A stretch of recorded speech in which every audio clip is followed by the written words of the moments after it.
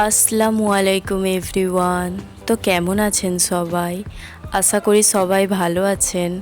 তো আজকে আমার রেসিপি নারিকেলের দুধ দিয়ে আমড়ার টক।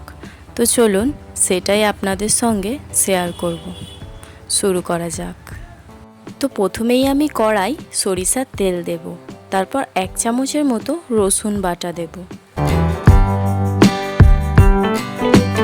তারপর রসুনটা একটু লাল হয়ে গেলে এতে দিয়ে দিতে হবে আমড়ার খোসাগুলো আমি ছাড়িয়ে নিয়েছি। আমড়াটা এর সঙ্গে একবার ভালো করে কষে নেব। তারপর এতে দেব 1 চামচের মতো হলুদ গুঁড়ো ও অল্প একটু নারিকেলের দুধ।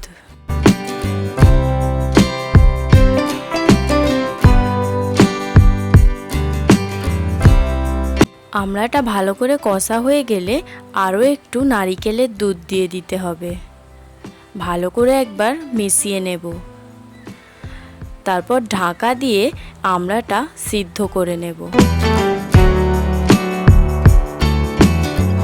তারপর আমড়াটা খুব ভালোভাবে সিদ্ধ হয়ে গেলে এতে দিয়ে দিতে হবে বাকি নারকেলের দুধটা।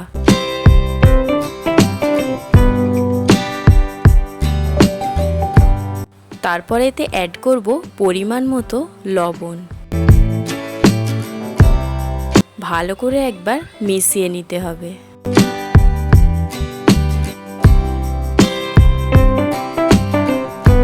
এবার এতে দেব 1 চামচের মতো চিনি। যে যেরকম মিষ্টি খান সেই অনুযায়ী দিয়ে নেবেন। ভালো করে ফুটিয়ে নিলেই নারিকেলের দুধ দিয়ে আমড়ার টক আমাদের একদমই রেডি।